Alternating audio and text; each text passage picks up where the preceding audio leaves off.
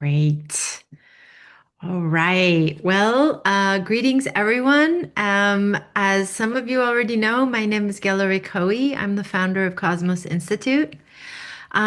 This talk is being recorded, but I do wanted to let you know that at the end of Professor Tarnas's talk, we will stop the Zoom recording, and we will record the Q&A as an audio file only. That way, you all can feel comfortable participating in the discussion. Just a few practical matters before we begin. Today's lecture is the first in a series of 6 online talks that will unfold over the coming months as a prelude to our exciting inaugural residential colloquium in Ascona this December. The colloquium itself is on Monte Verità above Lago Maggiore and in the broader Ascona landscape that nourished Olga Freube Kaptein, C.G. Jung, and the Eranos Circle. It is envisioned as an intimate and carefully curated field of inquiry, bringing together scholars, philosophers, artists, poets, and contemplative thinkers in a setting where intellectual rigor, symbolic imagination, and spiritual seriousness may deepen one another. For that reason, we do not think of the December gathering as a conventional conference, but as the beginning of something rare, relational, and if possible, not to be missed. Our next online talk will take place on July 18th and will be offered by Becca Tarnas, Rick's daughter, who very generously served on my dissertation committee. I'm looking forward to welcoming her to our series in July. I hope you'll join us for that as well. Okay, so today is June 21st. It's the summer solstice, and it marks the official opening of our colloquium.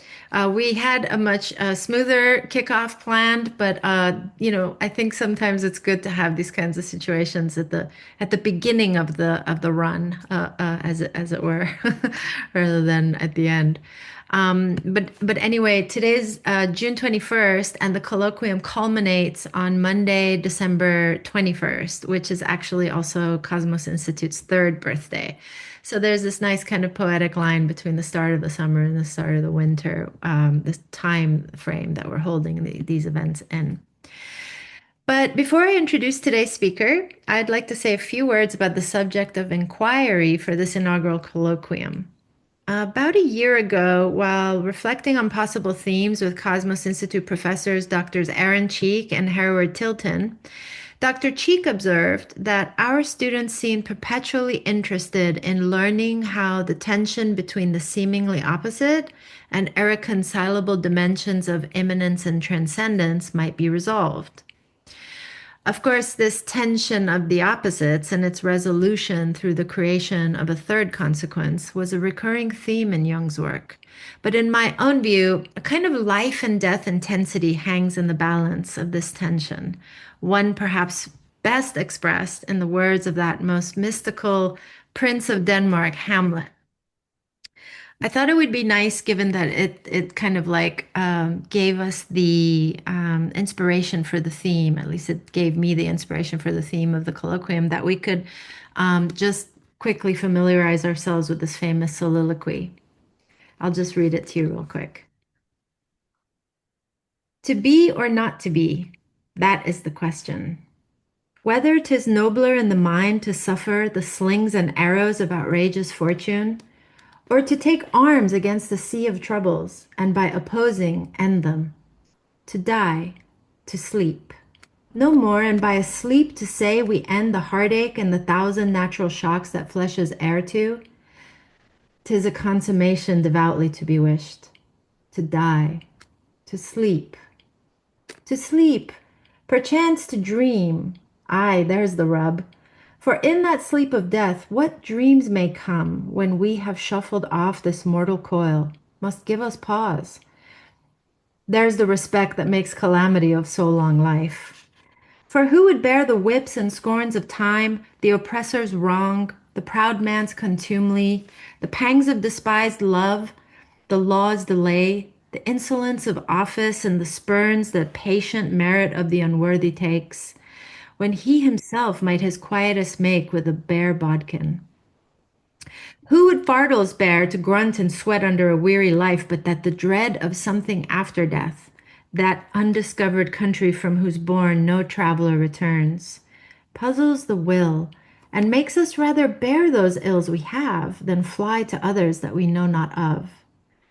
Thus conscience does make cowards, and thus the native hue of resolution is sicklied o'er with the pale cast of thought, and enterprises of great pitch and moment with this regard their currents turn awry and lose the name of action. I'm currently enrolled in an MA program in Shakespeare Studies at the Shakespeare Institute here in Stratford upon Avon. At the time that the Immanence Transcendence theme of the colloquium was under consideration, the Royal Shakespeare Company was running a production of Hamlet. While watching it for like the third or fourth time, I remember having a sudden epiphany about why to be or not to be is the question, the ultimate question. My sense is that squaring the circle of these apparent opposites, together with all the complexity this act implies and demands of us, and then fully embodying that resolution within our being, is the singular aim of human life. To be or not to be is the question for all genuine seekers across time and space. Will we commit to actualizing this embodied resolution, or will we essentially die to life's transcendental possibilities? There's something even more subtle in the speech. Hamlet is also saying that not dying to life's illusions is, on another level, a form of cowardice. Our fear of what an awakened life might mean prevents us from attempting it. This is similar to certain discourses in the Bhagavad Gita. Mm, can everyone mute, please? There we go. Thank you. Sorry. This is similar to certain discourses in the Bhagavad Gita, where it's suggested that attachment to excessively materialistic desires prevents seekers from attaining stability in advanced states of consciousness. So Shakespeare and the enlightened Indian sages all saw the same essential qualities in human nature. They saw that the existential challenge presented by the seemingly dual nature of reality keeps us moving around and around and around in endless and often futile cycles of repetition.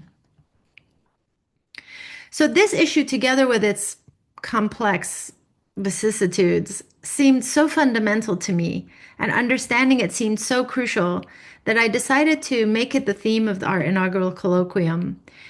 And the theme was expressed in an essay entitled To Be and Not to Be: Immanence, Transcendence, and the Emergence of Sophianic Consciousness, which you can read on our website. Our 12 distinguished speakers were then invited to address this theme in their talks. I'm personally deeply honored that one of the most learned and wise teachers in all the world has agreed to bless our inaugural colloquium by offering the opening talk. Richard Tarnas is Professor Emeritus at the California Institute of Integral Studies, where he was the founding director of the Philosophy, Cosmology, and Consciousness Department.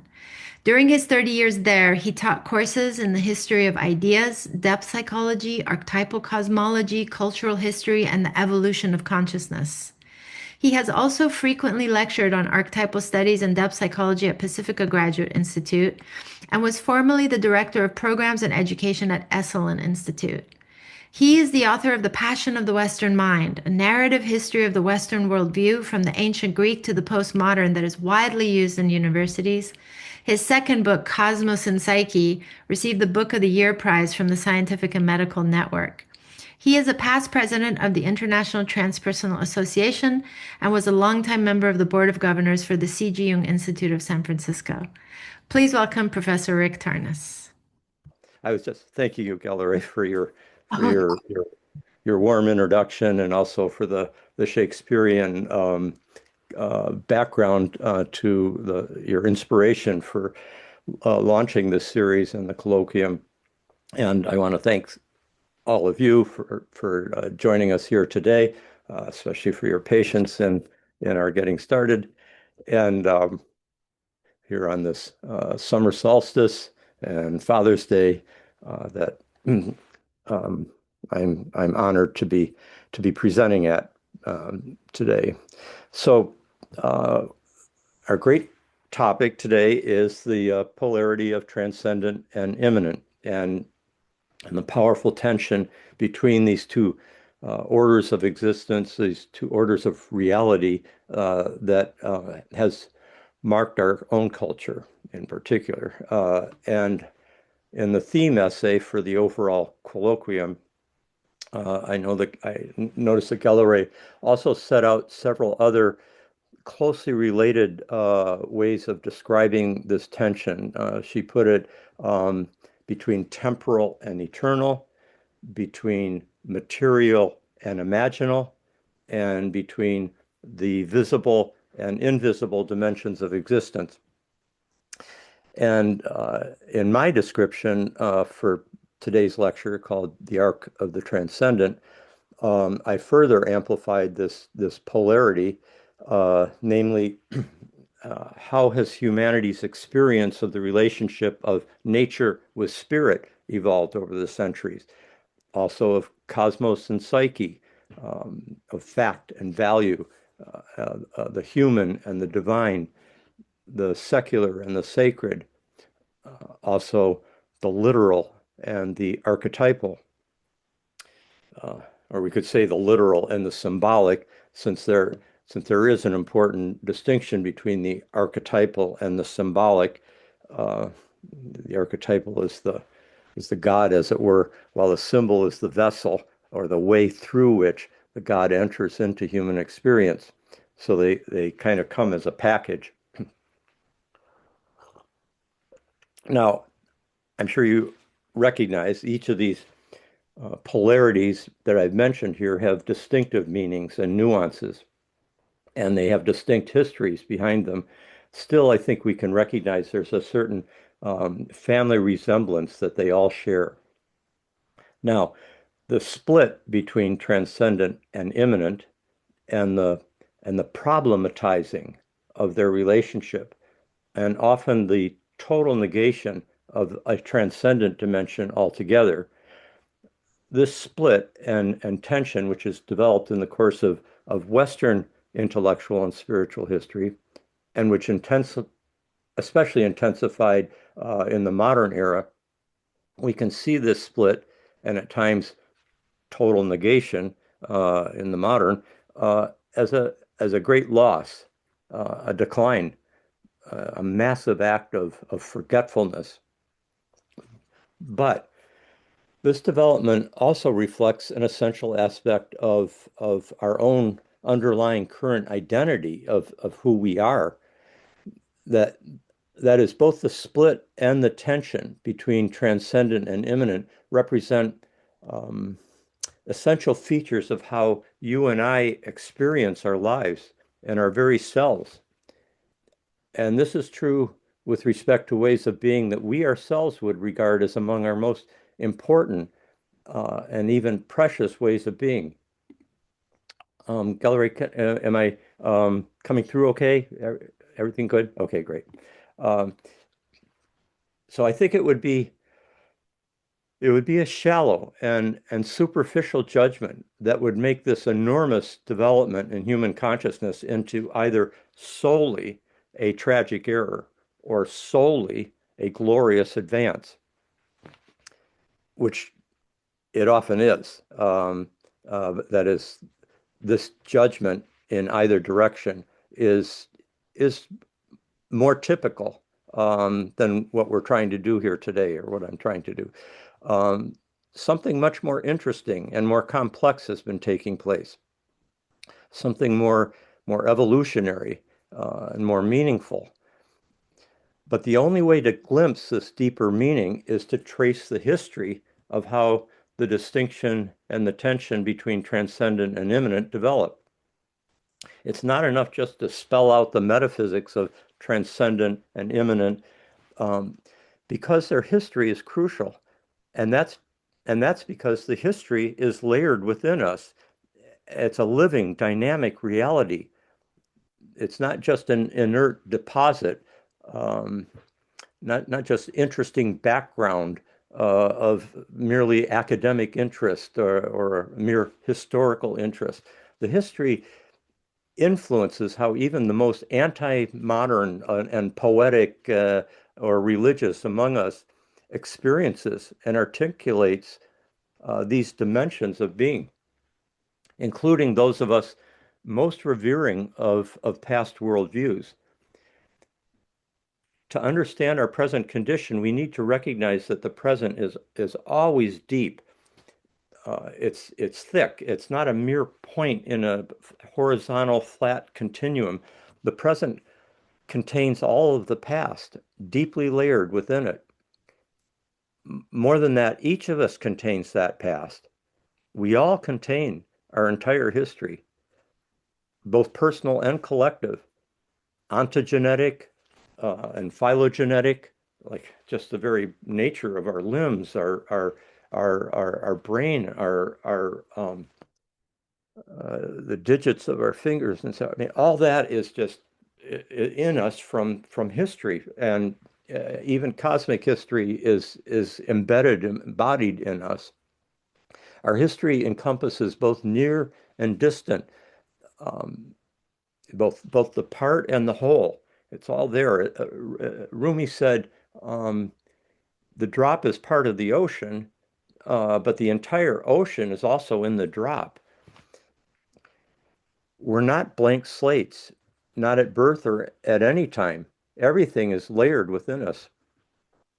All of our past, and more than that, it's all, this is an important thing, it's all alive now, dynamically interacting and evolving within our depths. That's why self-lucidity requires um, the the deep dive and the assimilation, the integration, the coming to terms with all those layers within our depths, which are our history, but which are us. Jung, of course, recognized this with Freud in the background, and so also did Alfred North Whitehead in a more philosophical way, as did Hegel and Schelling a century earlier. Um, so too did Goethe and Darwin in a biological context in their very different but overlapping ways. And there's Nietzsche, of course, again in a very different way, inheriting or influencing everyone else. And in our lifetimes, a host of feminist scholars like Catherine Keller or Evelyn Fox Keller, no relation, but both great scholars. They've made critical contributions. Most recently, two of our eldest, most perceptive and multidisciplinary scholars, Robert Bellah and Charles Taylor, have written epic, penetrating overviews that are crucial for exploring this topic. From the most pragmatic perspective possible, as Daniel Boorstin, the historian and former Librarian of Congress, as he put it quite memorably, let me remember it correctly, trying to create the future without understanding its history is like trying to plant cut flowers. Jung would be very pleased with that metaphor. Because it's critical to be in touch with our roots, with what's below ground, with what's invisible to ordinary consciousness, what's been layered into each of our depths and continues to shape our lives in the most profound ways. And it's even more critical at the collective civilizational level. As James Hillman's friend, the depth psychologist Gordon Tappan, once said to me, for civilization, history is the great unconscious. And the stern corollary of that fact, as Jung said so many times, in so many ways, before the bar of nature and fate, unconsciousness is never accepted as an excuse. On the contrary, there are very severe penalties for it. So let's look now at a few of what Robert Bellah has called the massive facts of this history, and in particular, the evolution of humanity's major worldviews and symbol systems, to see if we can articulate and bring to the light of consciousness at least some of this deep-seated, largely unconscious history living within us, where the dynamic of transcendent and immanent, that dynamic interplay, has basically shaped us, shaped our identity, made us possible, and brought us to this moment in history. To do this, I'd like to try and quickly sketch out the major formations these worldviews have taken, all the way from the Paleolithic era to our own time, the great collective modes of consciousness, each with different views of the cosmos, of the divine, of the human being, but also with that, those modes of consciousness, they also encompass a culture's views of history, of society, of ecology, epistemology, of its privileged ways of knowing.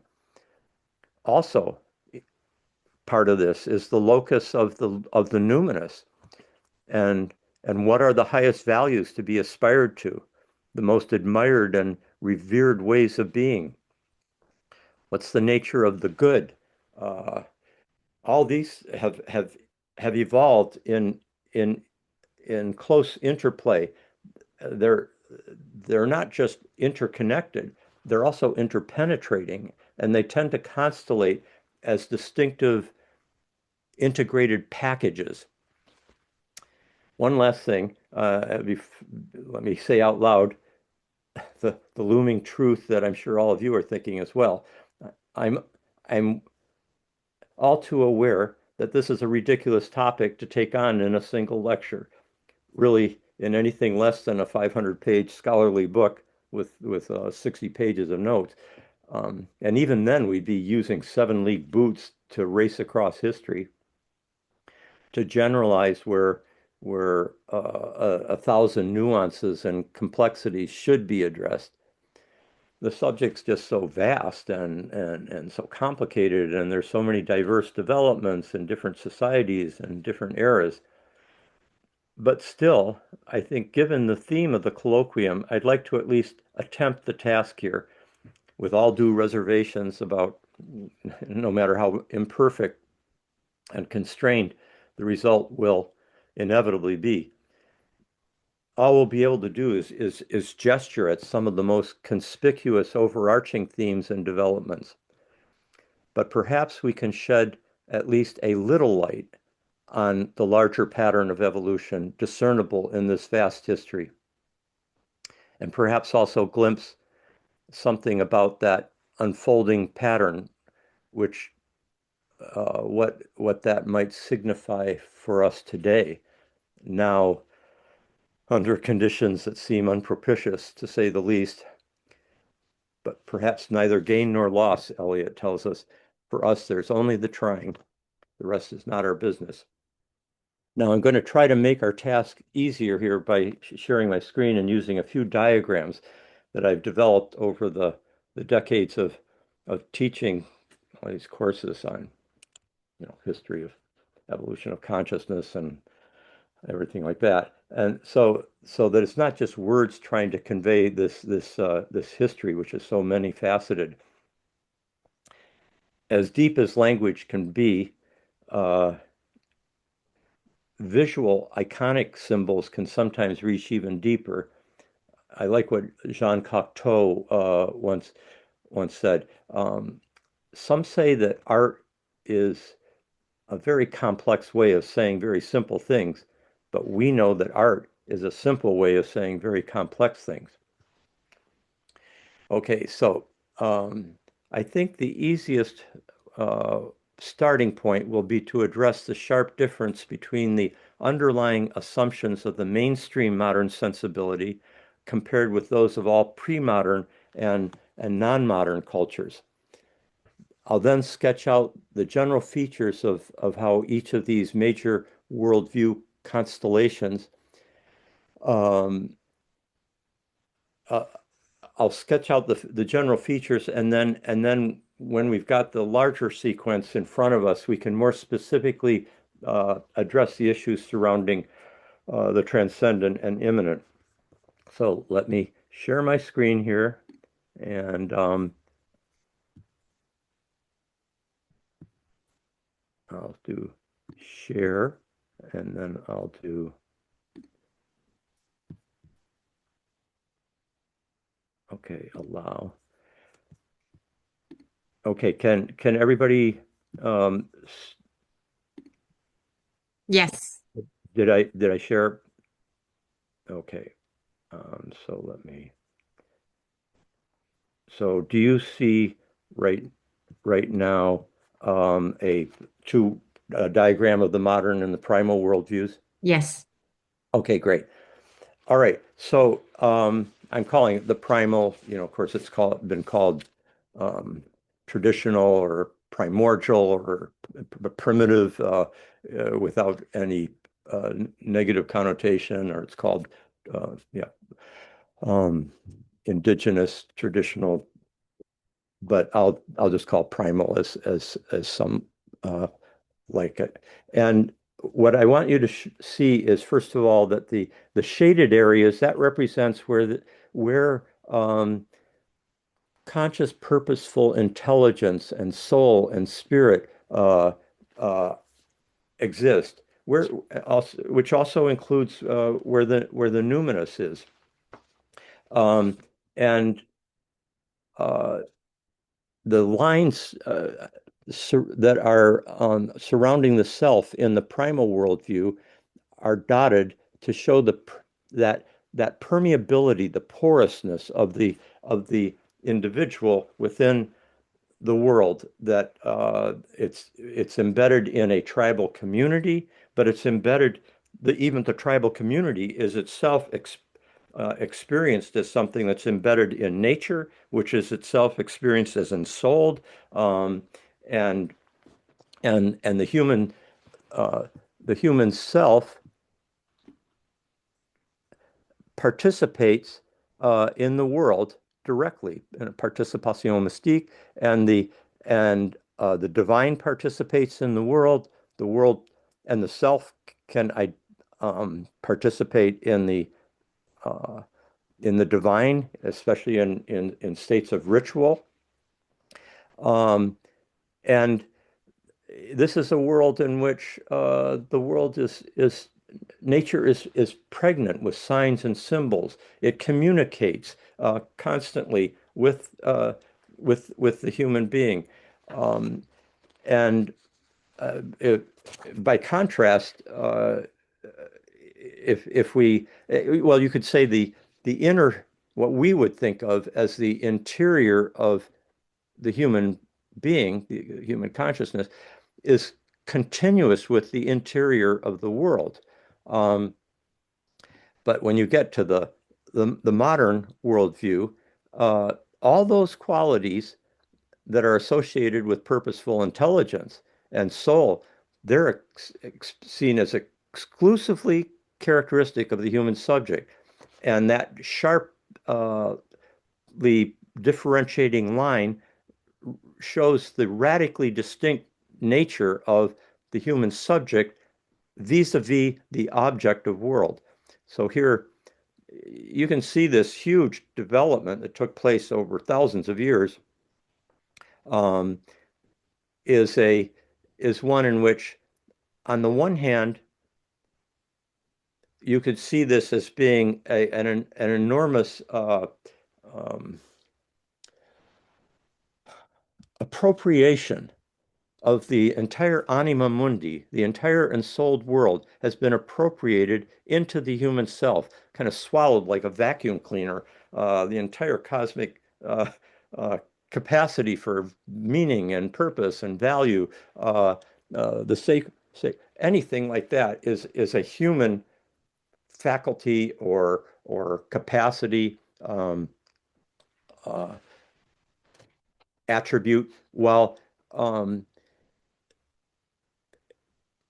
so in a sense, you could say this is an enormous act of anthropocentric uh, hubris and appropriation.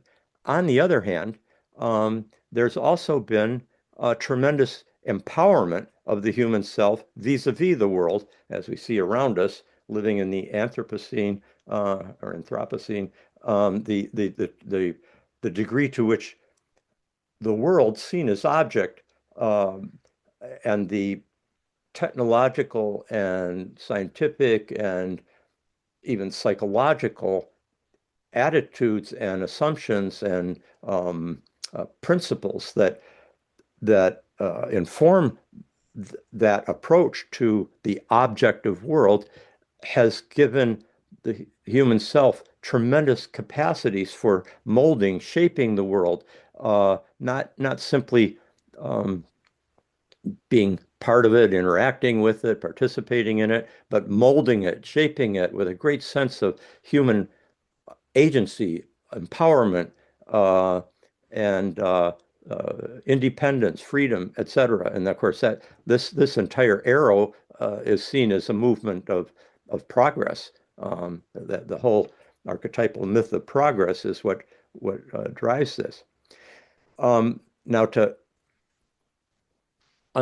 understand, uh, like if you let's take Joseph Campbell's statement that he would tend to make all the time at the beginning of his talks at a in a workshop or something like that, or lecture. He would say it would not be too much to say that the that myth is a secret opening through which the cosmos pours its inexhaustible energies into human cultural manifestation. Now, that is not a modern statement. That's something very characteristic of the primal worldview. By contrast, the the modern self, basically beginning particularly from Descartes on, although Descartes is a complex thinker, and I don't want to kind of blame him for everything by any means. He articulated what had emerged, and he did it with such potent lucidity that it became a touchstone. But this was part of a huge evolution of consciousness that he was formulating or articulating, and from the modern point of view, myth is a secret opening through which the human self uh, projects onto the world its need for meaning in an ultimately uh, unconscious, meaningless universe that only human beings bring meaning into. Only human beings have spiritual and moral aspiration, etc. Um, the narrative capacity, the mythic sensibility is part of the human uh, interior. It has nothing to do with the universe itself. Um, and let's just take something like um, the the ways in which the primal self experiences things, like they name their children according to what's happening right at the time uh, uh, of the birth. The two eagles flying overhead, or the sudden storm, or whatever it is, and it was considered meaningful. Nature was communicating. There was an archetypal language that was shared. The primal is world it's a it's a linguistic community as well as a moral community that encompasses the world. Compared with the human community alone in the modern is seen as being capable of being a linguistic community or a moral community. So that's why uh, the primal sensibility takes seriously, respects. It doesn't. The human being's not at the top of the ladder. It's in constant dialogue with a meaning laden, uh, agential world.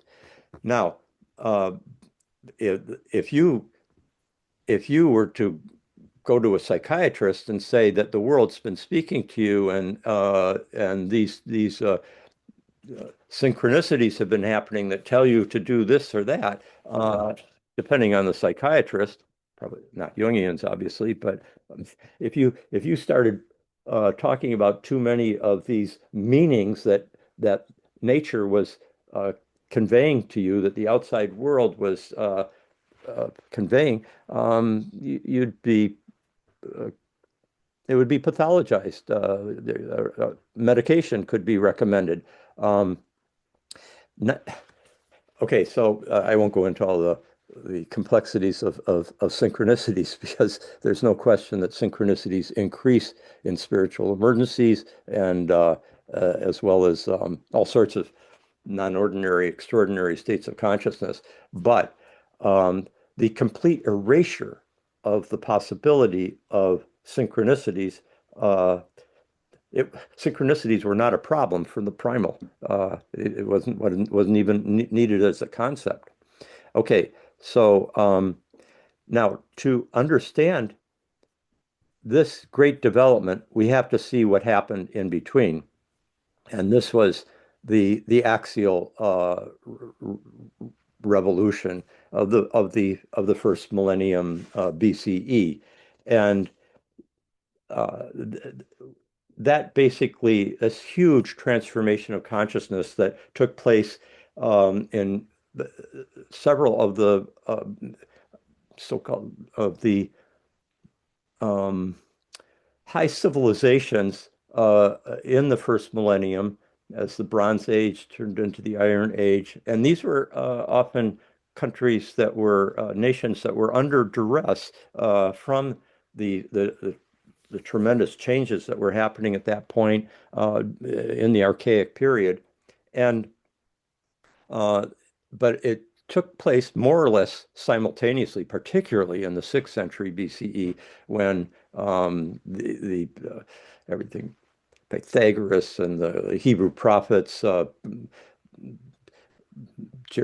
Ezekiel and Jeremiah and Second Isaiah and the earliest Thales and Anaximander and in India, the Buddha, the Upanishads, Confucius, Lao Tzu, all simultaneously coming in. And there was this enormous, I'm using here more the Western version of this, which came particularly in the Judaic and then Judeo-Christian um, inflection. But all across the world, there was this disclosure of a transcendent reality that was supracosmic, and it it had a unitary quality, um, and it could be accessed by individuals in a kind of democratized way, but only in those who were had had followed the philosophical path as say Plato laid out, and then could break out of the cave of shadows and access the archetypal reality. Or it was the prophet who had direct contact with Yahweh in Israel, or it was the the Buddha and Nirvana, or it was the mandate of heaven for the great Chinese sages. But it was an enormous development because it opened up a world that transcended the um, the cosmic order and informed it, ruled it, but was above it in a certain way. And it also was, and this is probably even more crucial at the time, it also transcended the social order. And that's and um, to be able to understand this, let me just bring in another diagram here. Um, that's not the one I want. I want so the axial shift. Okay, before I do that, I want this one. Sorry, now I'm remembering. I want this. So here we see how these kind of line up where the spiritual dimension of existence pervades the primal world. Now, in the axial, there's been a leap to a higher dimension of meaning that carries the transcendent, and this transcendent has a perfection to it, and it is timeless. It's eternity over time.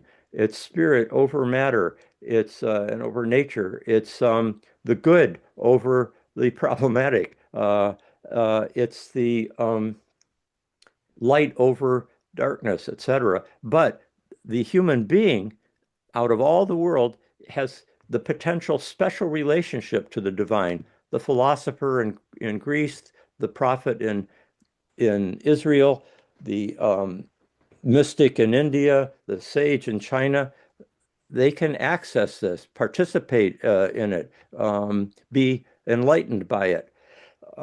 And in doing that, the individual is kind of breaking out of the primal community of identity.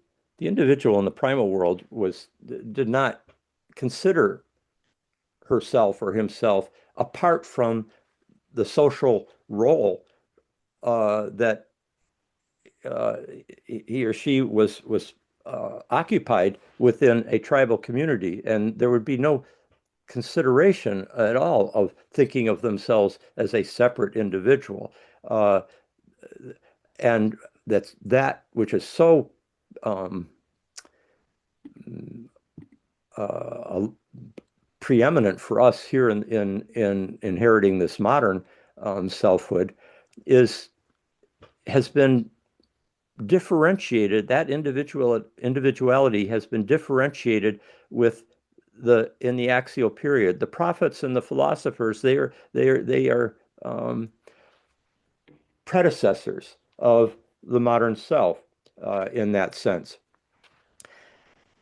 Now you can get a glimpse of where we're going here, in which the transcendent of the axial has in some powerful way been interjected by the modern self, who becomes the highest locus of value, purposeful intelligence, um, uh, moral and spiritual aspiration in the known universe. Uh, so but that's we're jumping ahead here because um, the one way of understanding this big development from the primal and the axial, which would seem like quite a loss, even though we can also recognize many positive things from the great axial religious traditions and philosophical ones that have shaped us. But what a loss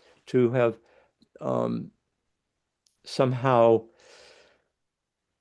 moved the locus of the numinous so far away from the world, and from nature and from the tribe community participation in it, etc. And here, let me just point out that by using this diagram, that the axial took different forms or different inflections, and uh, they have two different potentials in terms of there could still be an enchanted world in the axial sensibility, because the world is seen as declaring the glory of God. And there's a quality of the numinosity, the sacredness that pervades the world. You certainly feel it in a mystic like Saint Francis, um, and or in the Platonic perspective. Yes, the archetypal ideas and the good, the true, the beautiful, they exist in this perfect, timeless supracosmic dimension, but at the same time, the world participates. The word participatory, participation, this is coming straight out of the Platonic tradition, participates in that divine. And so there is in many ways, the transcendent in the sense of the spiritual, the numinous, um, uh, it is pervasive still in the world, even as a hierarchical form of the human relationship to the transcendent is being shaped by the philosopher, the prophet, the believer, the mystic, etc. But there is a potential in the um, axial frame of reference to disenchant the world, um, where the world becomes a is a fallen world. It is one in which the instead of declaring the glory of God, it's much more this is the result of Adam and Eve's sin. Humanity is helplessly sinful, urgently awaiting future redemption from this veil of sorrow. Um, this is the world, the flesh, and the devil, and we need to cling to the transcendent, pure spirituality of the transcendent, and await our posthumous ascent. Very much an ascending motion here. And same thing with the Platonic. There also is this potential within the Platonic tradition in which the things of this world are radically imperfect. There's the shadows in the cave. That they're not the true reality. They're a mere imitation of the transcendent ideas. The body's a prison of the soul, etc. So the axial has it's multivalent, and it can take two different forms. In this sense, it takes many different forms, but I'm just focusing on disenchantment here. And Hinduism and Buddhism have their versions of these as well. Um, now, let's now go back to that image of um, yeah, the primal axial modern. And so we've noted the differentiation of the individual that the axial mediates, um, and the unprecedented differentiation of the transcendent that the axial mediated, and the break from the participation mystique that the primal had in the immanent soul and souled world. Transcendent and immanent were so closely bound up with each other. There was anthropologists have a term the hovering closeness of myth in daily life. The features of the land permeated with the divine, uh, directly accessible by the tribe in ritual states. Let me, in his, share a little anecdote here. In his book, Religion and Human Evolution, Bella cites his close friend, the anthropologist Clifford Geertz, who often gave examples of how rituals create worlds. I mean, the whole theme of this lecture is in many ways worldviews create worlds. Um, they don't, they're not, we're not just, they're not just sort of principles and assumptions through which we as spectators look at the objective world, and that's our worldview. The worldview reaches right into the nature, into the world, and elicits, transforms, creates it, co-creates it. And so also does the worldview enter right into our own depths and shape our identity. But anyway, rituals create those worlds, and it's the practice of the worldview that is what is so potent in creating the world. And so Clifford Geertz really emphasized this, and his his favorite extensive example was from Bali, where some of you may have seen this, where there's a ritual combat between Rhonda, who is the queen of the witches and is evil and terrifying, and against Barong, who's this kind of sheepdog sheepdog dragon, who attempts to defend the villagers against Rhonda, and it ends inevitably in a draw. And it plays out, that ritual plays out many central concerns of Balinese culture, as Geertz lays out for us.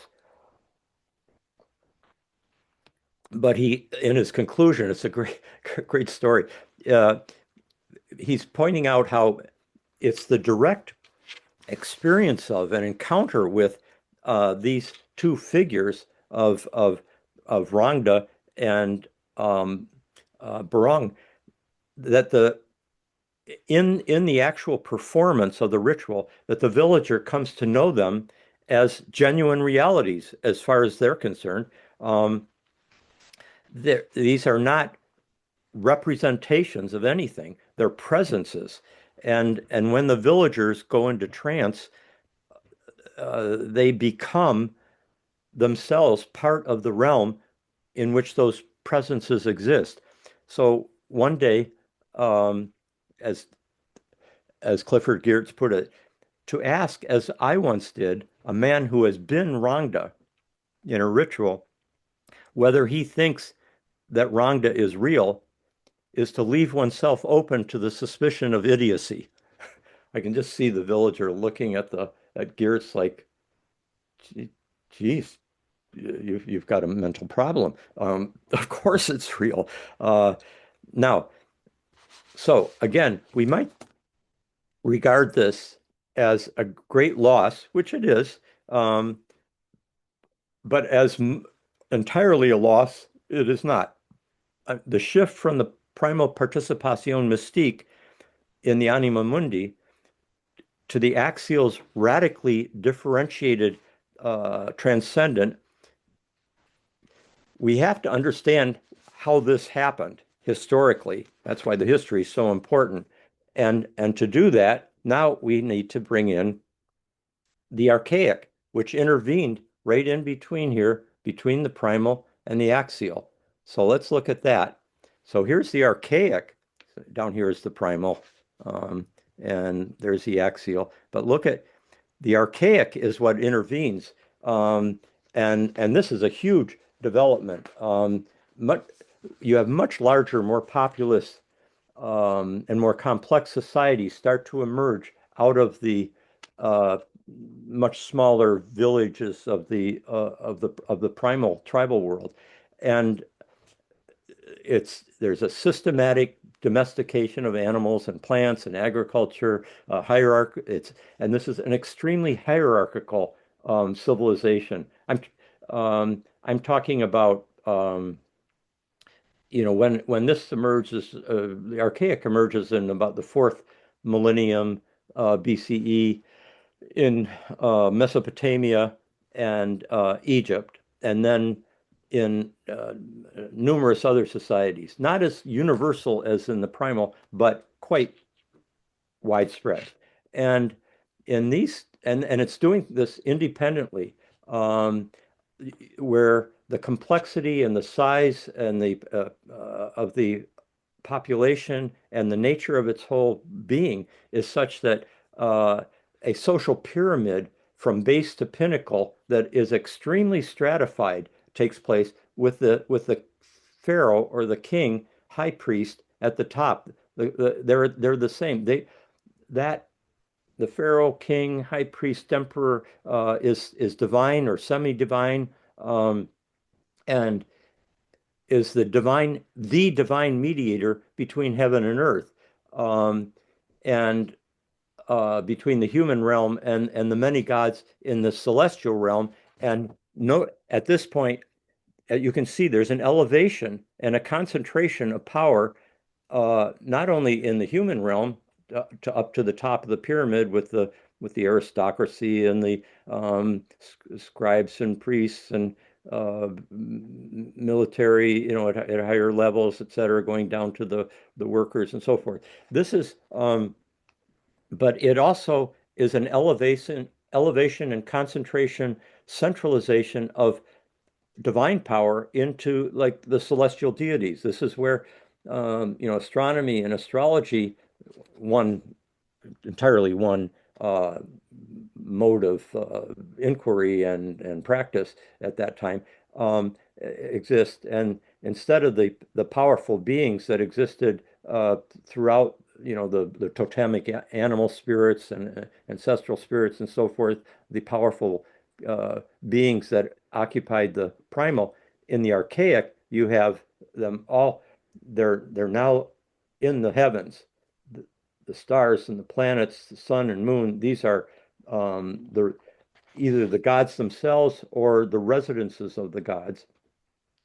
And um, this this intensification of agency and centralization of it and elevation of it top down creates a huge dynamism in these civilizations, which we have right to the same to our own day. And the state is experienced as sacredly ratified. It's cosmic. It's a fundamental expression of the divine cosmos, so that religion and social conformity were basically, there's no gap between them, uh, compared with the axial, where religion over here, the prophet can say to the secular king, "Hey, you're the king, but just because you say something's good or something's just doesn't make it good or just. I'm in touch with the King of Kings, the transcendent, with God, or with the divine good, the reason, the cosmic reason." And that's where the true good, capital G, the true just, capital J, exists. And so the axial transcendent now gives a place of leverage by which one can criticize the existing social hierarchy, the social structure, and that's a huge, huge development, which we appreciate to this day, even in its kind of interesting form of certain um, mm, arguments that were happening back and forth between the administration in Washington and Pope Leo, being a kind of contemporary example. Um, but this was a period of the archaic, highly organized, monumental buildings, record keeping starts coming, craft literacy, trade, um, but also forced labor, and highly militarized. And obedience is the highest virtue. And it's intensely patriarchal as well. There's the the the alpha male warriors who became the chieftains, and then as the primal societies became larger, now has become extremely patriarchal, gender stratified. But with the axial, you've just got this huge shift. Let's just take the word nobility, how that has changed from the archaic to the axial. Nobility means the aristocracy for the archaic. You see it going right into early 20th century England. You look at Downton Abbey, the aristocracy, the royal, they're nobles. And there's a numinosity that surrounds them, and you can't you don't get to dine with them. There's upstairs, downstairs, and if a downstairs person dines with the upstairs person, it's like a taboo. This is a carryover from the archaic, and similarly, you've got. Let me get a sip of water here. I know I'm giving you guys a kind of torrent.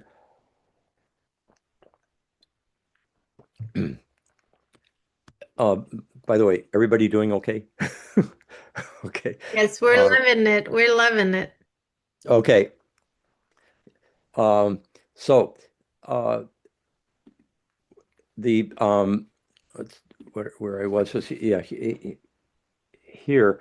Um, One other thing to yeah, even so, the nobility, as we think of it now, a noble person, it doesn't have to do with their social status. It has to do with their moral status, moral excellence that we admire them, and uh, that's also true, like in China, with with their concept of the word Junzi, uh, Junzi, I think it's transliterated in English, and which was literally like the son of the Lord, and definitely related to social status, the high social status, until as you move into the axial period with Confucius and so forth, you start seeing that word used to describe someone who is morally admirable,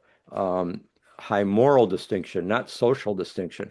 That's the axial in action.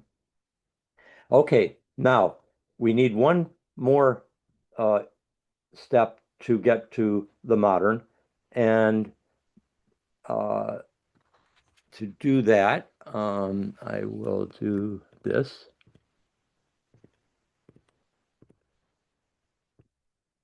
there. Um, so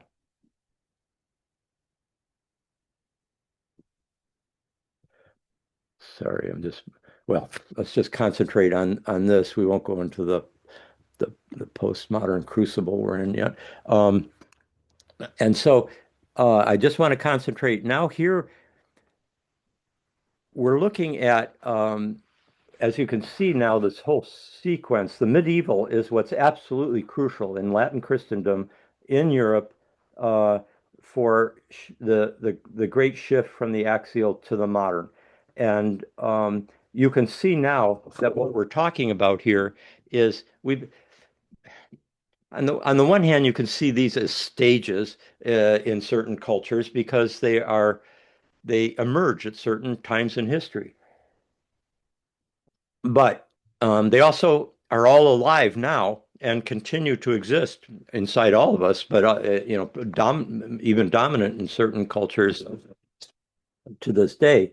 Um, but looking at the whole sequence here, you can see that the starting point of the historical evolution, the primal, uh, going back to the Paleolithic, seems to have been virtually universal in human societies in one form or another. Then the archaic comes, and there you have a uh, beginning in Mesopotamia and Egypt. It's in the much more recently, the fourth millennium BC compared with going back to the Paleolithic. With the archaic, you've got in Mesopotamia, Egypt. It's not universal, but it's widespread, and it eventually emerges in quite a few societies independently in both Eastern and Western hemispheres: China, Africa, the Incas and Aztecs, India, and even in distantly isolated societies such as Hawaii in the pre-contact period and various Polynesian island cultures. And then the axial burst through in four distinct civilizations, as Robert Bellah uh, deeply enters into in his great book, Religion and Human Evolution, um, uh, all in the first millennium BCE.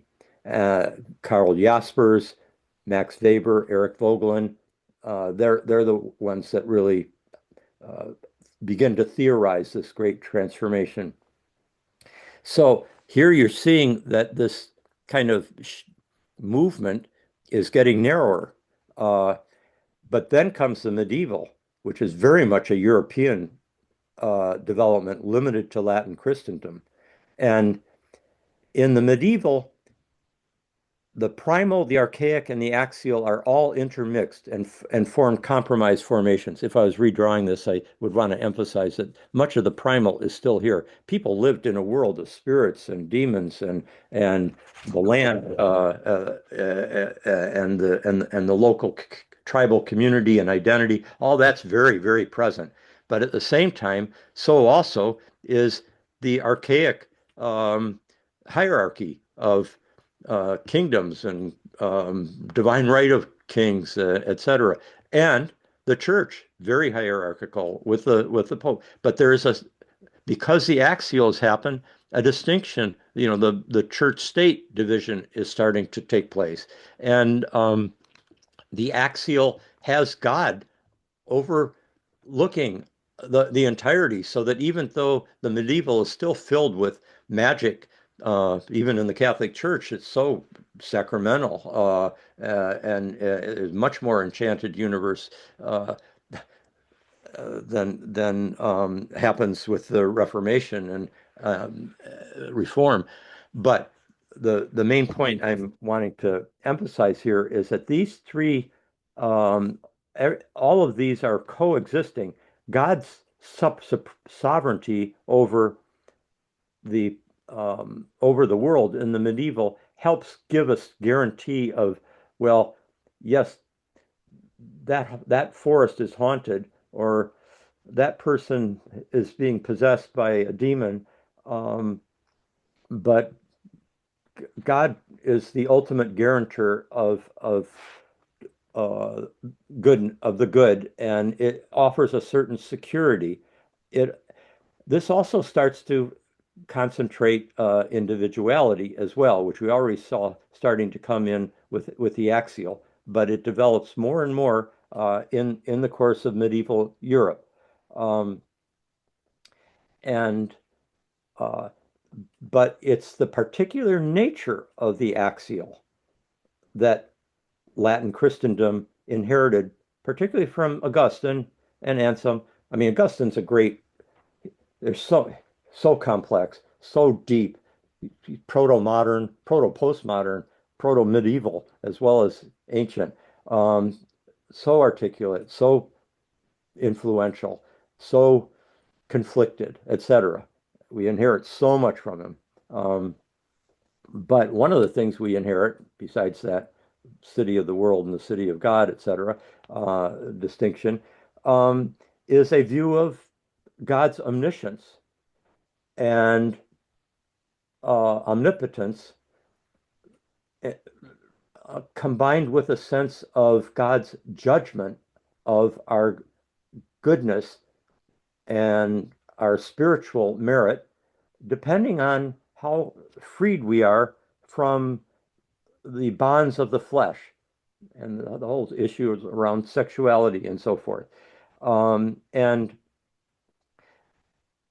predestination, which comes out of this combination of a juridical penal view of God, that kind of theology, which Latin Christendom developed from Augustine, from Anselm, and then uh,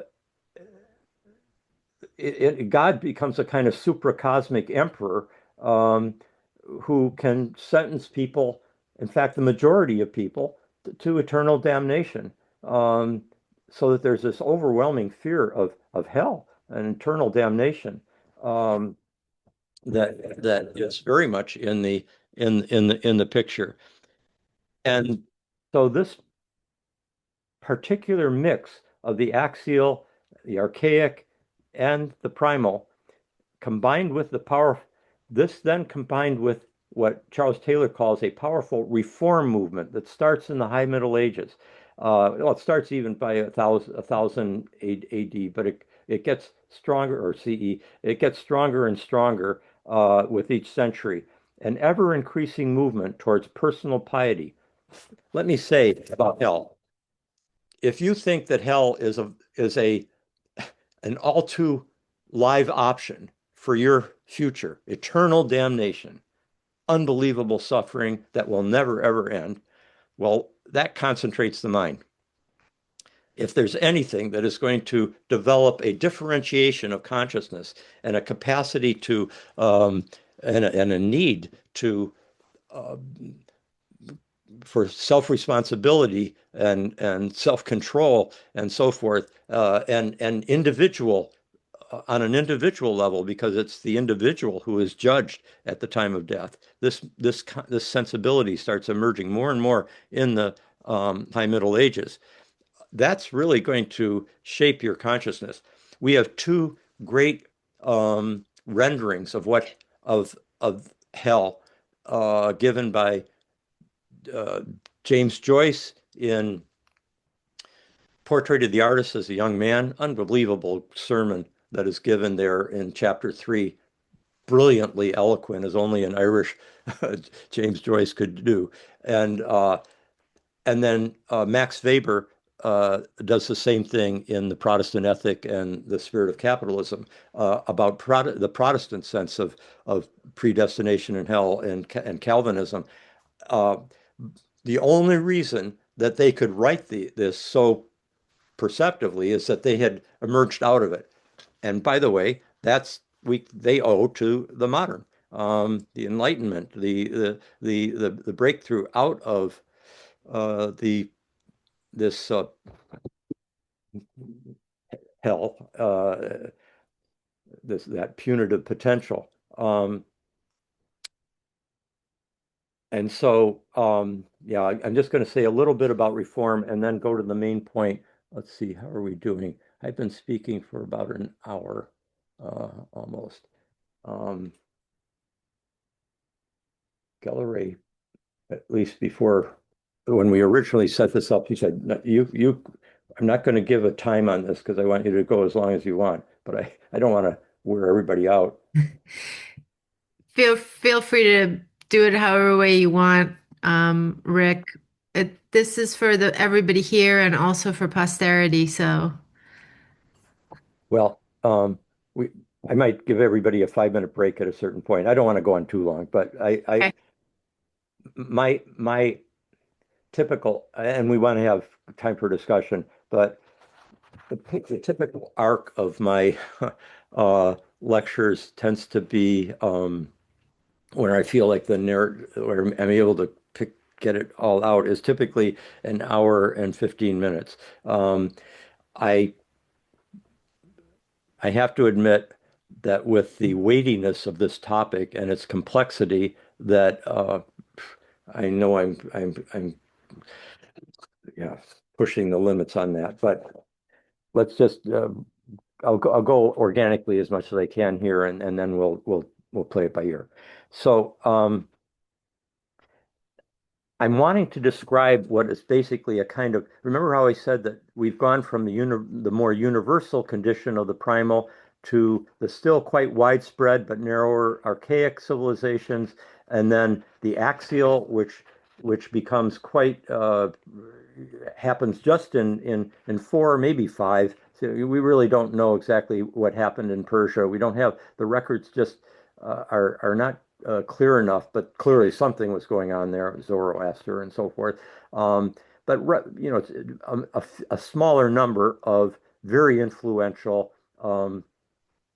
uh, axial cultures transformed the world, and then it narrows altogether into Europe, into the medieval European matrix, and it is during this time that you get the whole sense of um, what I'll just call a perinatal crisis. And the way I want to describe how that happened is that uh, there's you've got uh, within this penal juridical theology and the intensification of personal piety and uh, the the rituals that people would do, the flagellations, the and many admirable kind of non-pathological rituals as well that were focused on living a more fully Christian life.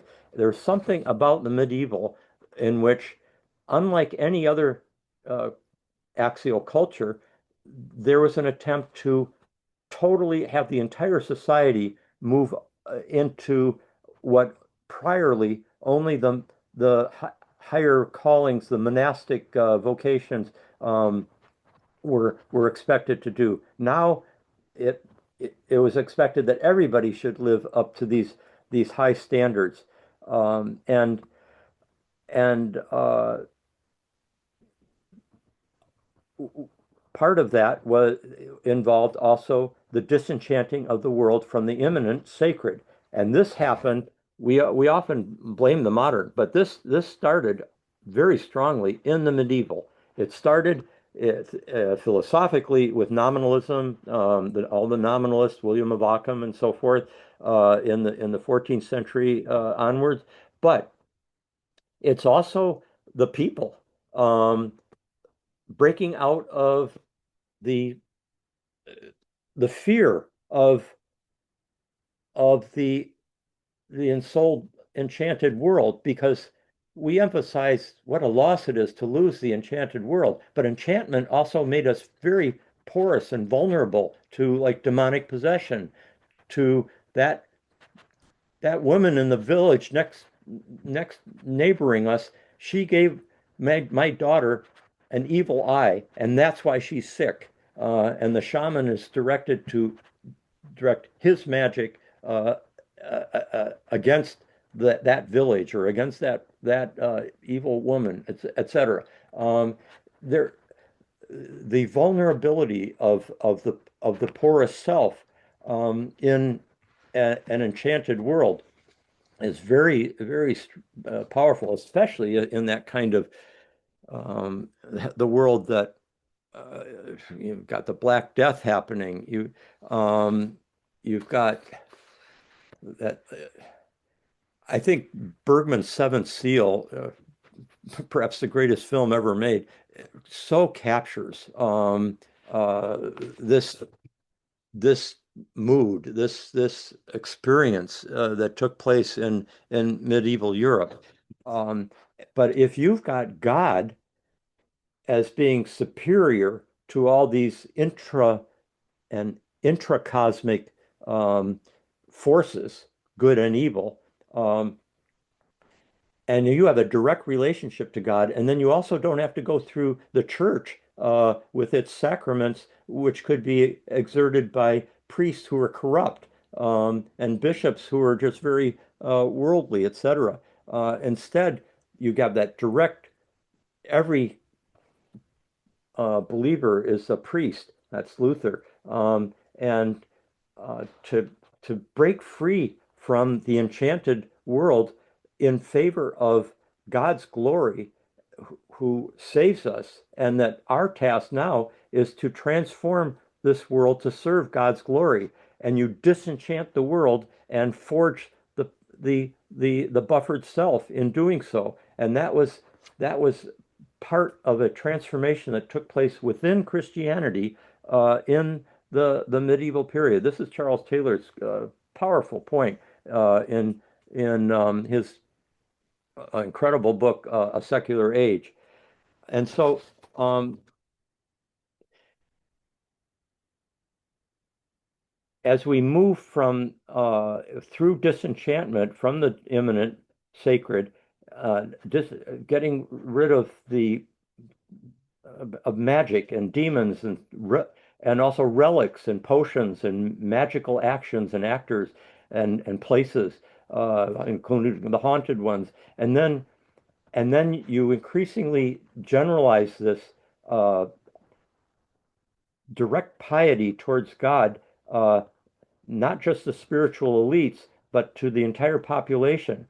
Um, and and and uh, and this was in turn combined with um, that horrific wave of plague mortality from the Black Death sweeping Europe in the 1300s, along with, you put that together with the incessant warfare and famines and uncertainty, uh, there emerged what we can now recognize as an intense perinatal crisis on the collective level. Uh, you, you see it in Seven Seal. It's not only biological and demographic, but it's a religious and sociocultural perinatal crisis. And um, let me show you one of the great engravings, illustrations of what it was like. I mentioned Seven Seal, which I think is just so fantastic. But look at here's Albert Durer's great engraving called Night, Death, and the Devil from 1513. Um, there you see just this is the world, like the world, the flesh, the devil. There's the devil on the right. There's death staring at the and warning. He's got the time mortality coming ever closer, and here's the Christian knight making his way through the world with as much courage as he can. And there's the city, the heaven on at the top there, towards which he aspires. So this the perinatal is, of course, I mean, those of you who know Gross work, I mean, it's a death rebirth process. It's a death rebirth mystery. And it is out of that dark night. It is out of experiencing hell. I love what Luther said about hell. He who fears hell rushes towards it. Wow, that is so spot on psychologically. He who fears hell rushes towards it. Um, it's and Stan Grof, he would say this in the full experience of hell is the funeral pyre of hell. It's the I mean I'm putting together paraphrasing different things that he said to get across this point, that's the entrance into spiritual rebirth, but you have to die to the old identity in order to get there into the old world view. So it's out of this process that comes the modern, which emerges out of Europe, obviously. First, the early modern with the Renaissance, the Reformation, scientific revolution, the philosophical revolution with Descartes, Bacon, then Locke. But there's also European colonialism and imperialism, um, and then the Enlightenment, the rationalist Enlightenment, the sense of progress, high civilization, never before attained in its self-understanding, self-image, but also the fact that the modernity that the Western imperial juggernaut forcefully disseminated throughout the world, with North America becoming an especially robust node of what Taylor calls the North Atlantic civilization, as a kind of synonym for what we often call Western civilization. All of this emerges out of Latin Christendom, and that's where the transcendent and immanent really go through a radical transformation. And here's the key moment in the Renaissance. When we look at the High Renaissance and we look at from the same period, boy, I mean, actually, this is like about a year different from Albert Dürer, who's so, he's Gothic Northern uh, uh, version of this. But here's Michelangelo. I mean, expression of he's going back to the medieval to express that reality. But here's Michelangelo's Sistine ceiling with the creation of Adam, and this is the great iconic image of here is where the axial transcendent is touching the modern. There's a transmission going on here. Uh, it's a huge. It's the transcendent is getting introjected by the human being at this point. It's not just Michelangelo is actually enacting a kind of divine performance It's his like Leonardo and Raphael and so forth. The they were seen as divine by their contemporaries. Their artistic capacities were just unprecedented in their aesthetic perfection and uh, grandeur. And th they're carrying so much more. By the way, there's a number of papers in medical journals and so about this the shape of the hemisphere of the brain back here that is encompassing God, who's also like Zeus, um, uh, surrounded by his angels. Michelangelo did, many, like Leonardo did many dissections and autopsies and so forth. And this was he would have been very familiar with it. Who knows? But iconically, symbolically, this is a kind of conveyance of, at this point, the modern human being starts feeling, uh, not as a result of this painting. This painting is illustrating what is taking place at all over, right across the culture through this introjection of the transcendent. We become the transcendent. And it's because it's so gendered. God the Father goes back to the archaic with its the supremacy of males over females, and then there's it's constant masculine symbolizations of the divine and of the human, uh, man, capital M, modern man, who becomes, in the course of, at first it's an enchant. There's still a sense of participating in the divine uh, solar logos. Later, it becomes not a participation in it; it becomes an identification as it. That's the crucial shift. And then God is the unnecessary hypothesis at that point, and God dies. Um, but listen here, right at the same moment that Michelangelo is painting painting the Sistine Chapel, and also like Raphael's great stanza della Signatura paintings, the School of Athens and so forth, which I saw last year. They're right at the same moment. This is all right, 1510, 1512, 1513, 1514, right in there. That's also when Copernicus first got the heliocentric theory and uh, disclosure, and just began the scientific revolution, but totally transformed our cosmos as well. Um, and and it was Kepler who particularly fulfilled the Copernican revolution. He solved Plato's problem of the planets when he discovers his third law of planetary motion, and that mathematically ensures the success of the Copernican revolution.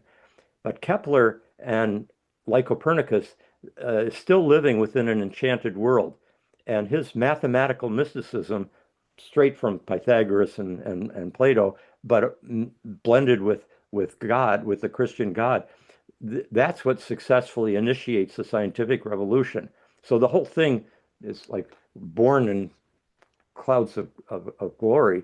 Um, Listen to Kepler here in the ecstasy of this discovery, and his sense of that state of participation in God's uh, divine cosmic mind, um, and he's fully identifying with the solar logos. And the solar imagery here in this passage is amazing. Here's Kepler. That for which I devoted the best part of my life, to astronomical contemplations, at last I have brought it to light, and recognized its truth beyond all my hopes. Now, since the dawn, 18 months ago, since the broad daylight, 3 months ago, and since a few days ago, when the full sun illuminated my wonderful speculation. Remember, the sun is the great symbol for Plato of of the good, of the divine reason, the cosmos, etc. And of course the logos and Christian and let there be light and in Genesis and so forth. Now, when the full sun illuminates my wonderful speculations, nothing holds me back. I yield freely to the sacred frenzy. I dare frankly to confess that I have stolen the golden vessels of the Egyptians. That's the geometrical theories of the conic sections, to build a tabernacle for my God far from the bounds of Egypt. See how he's pulling in Exodus here. If you pardon me, I shall rejoice. If you reproach me, I shall endure. The die is cast, and I am writing the book.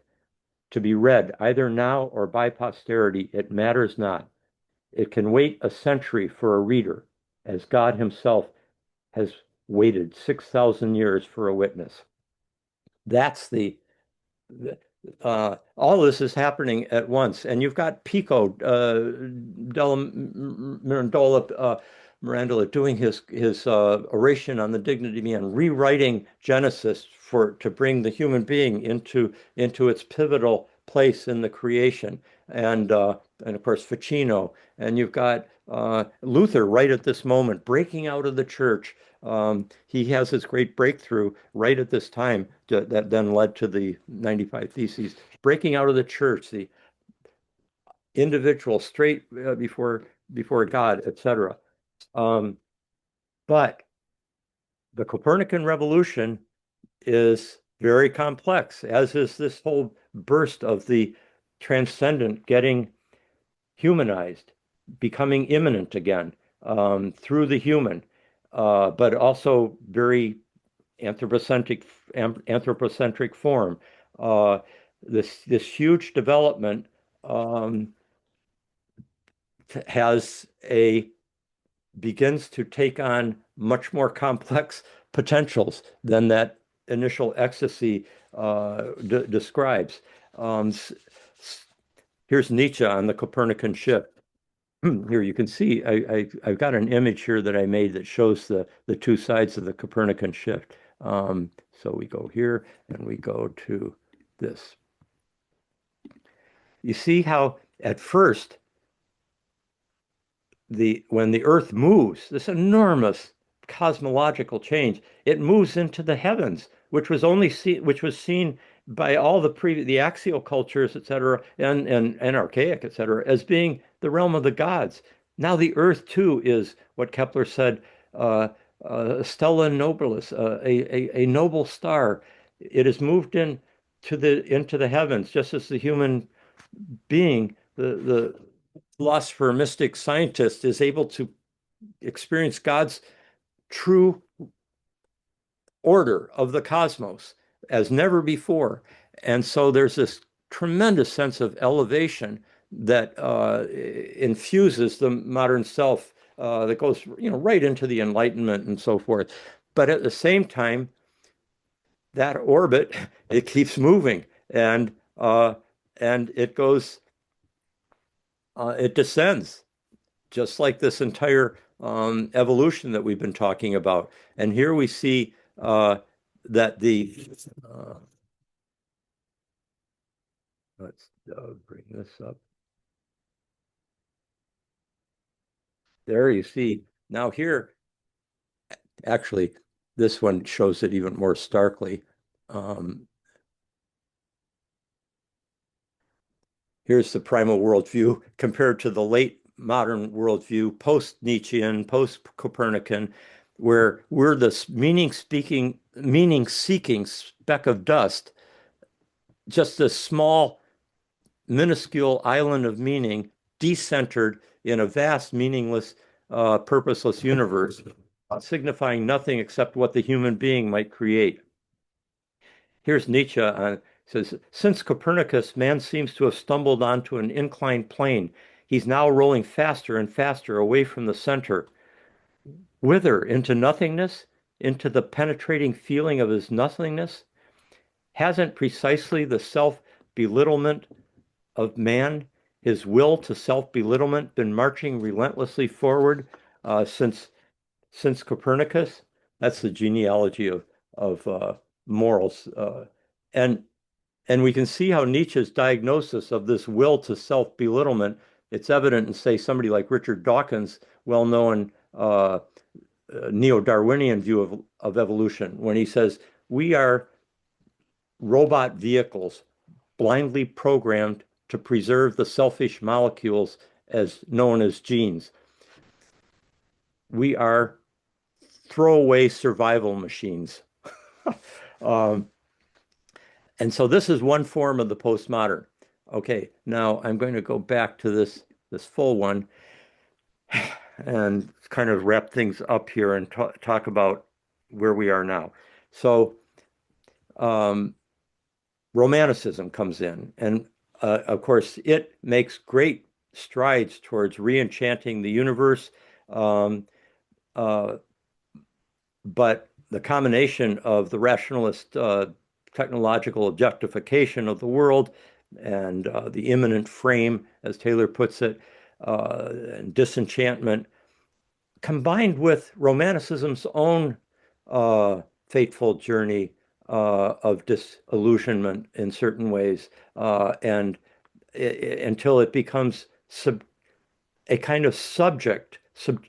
Romanticism is seen as the realm of the subject, the interior world that the poet can appreciate. We love our music, our poetry, our spiritual intuitions, etc. But the world itself, the real factual objective world, is ruled by the rationalist scientific enlightenment. And so that sets up the alienation that that leads towards the postmodern. Um, if I was doing a fuller version of the postmodern, I would, I'll just gesture at it. Well, here I kind of have. Down here, uh, I wish this wouldn't come up, that little black thing at the bottom, but let me move this out of the way. Looking at that bottom postmodern circle, and I'm calling it postmodern, but in some ways, the postmodern can be seen as just this state of that I just showed with the post-Nietzschean, state of Nietzsche. By the way, is not. He's more than post-Nietzschean. He's Nietzsche has also profound sense of moving from the absolute disenchantment to the absolute enchantment of the whole and the incredible evolutionary potential. But he got, yeah, swallowed up, and that's a whole nother world lecture. But the the the more typical academic postmodern is decentered, highly skeptical, constant, like a hermeneutics of suspicion, and the sense that the that self down there at the bottom on the right is, it projects out into the world what it thinks is its meaning, and then that reinforces, it just circles right back to itself, because as it always does, our assumptions shape our world in a co-creative way. But it's a disenchanted world, and it's locked in the immanent with no transcendence except for the transcendence of the critical subject. That's it. Um, uh, who only feels feels that necessary dignity of who he or she is by its courageous negation of any meaning, facing the truly indifferent, hostile universe. Okay, but it's the nature of our time that all of these have become are entering into the cultural milieu. And we also now recognize through this, our epistemological reflexivity that was developed in this whole process. There's reflexivity that comes in new forms every way, at every point along here, until you get to the hyper reflexivity of our own time, which makes possible also the questioning of the disenchanted, uh, conventional postmodern or modern worldview formations, and instead can recognize and practice through ritual and so forth the possibility of and the live option of the enchanted world, participation mystique. And that's why there's this closeness to the primal. The postmodern is both, or let's not call it postmodern, let's call it liminal. It's the liminal, we are in the liminal crucible. We're in the underworld. We all know we're going through a descent. There's just been this tremendous, the sun ascends and it climaxes and then it descends and it sets and the sun has to descend. The hero has to go into the underworld, the solar hero. It has to die to its old identity and its old worldview. And that's what's going on now in our moment.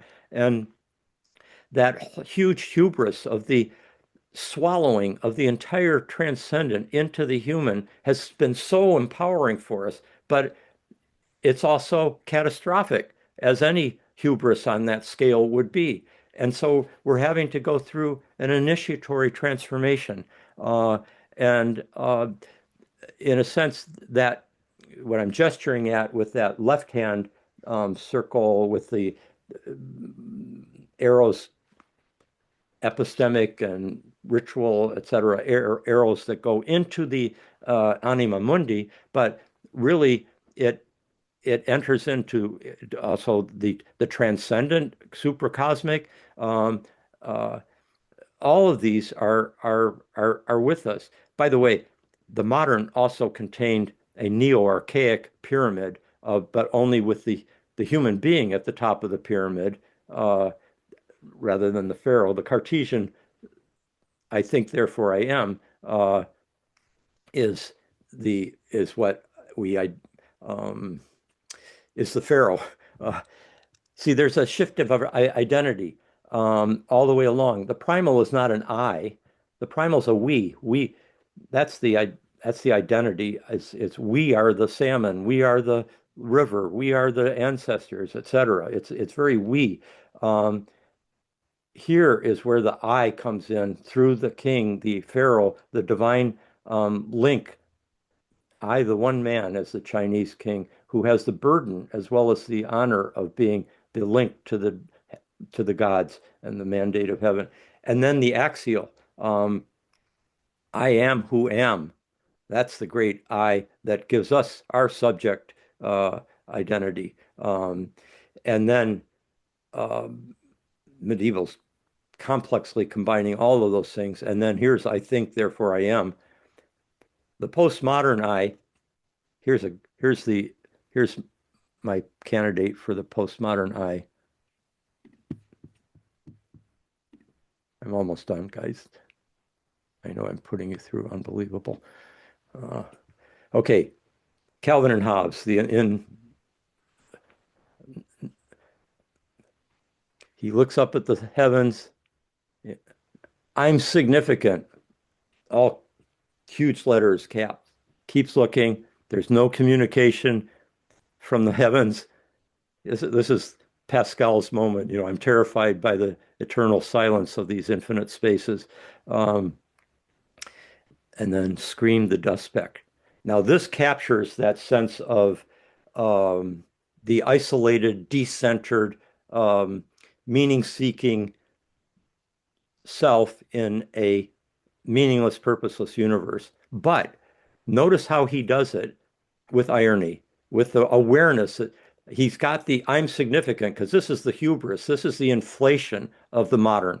I'm significant, but he's in doing so, it's totally a reaction formation. It's a defense against the deep recognition that we're just dust specks. And so that's beautifully postmodern in all of its complexity, I think. So let's see, let's go back to this thing. And so where I think we are right now, we could, I think in other lectures, I've talked about how archetypes, synchronicity, the locus of the sacred, it evolves in each stage. Synchronicities are now being recognized and appreciated because we're getting in touch with the whole picture in an unprecedented way because we're dying to that old identity. And there's stages here in between that I haven't put out in Romanticism, the deconstructive postmodern and so forth. Just as there's stages here, this would be the biotic, and the early primates and hominins and so forth that lead to here, which also had very important cognitive as well and cultural evolutions that made us possible as Homo sapiens. But anyway, getting back to this moment, we are in the crucible, and if I can maybe just finish off by saying so much will depend on um, I don't shoot, just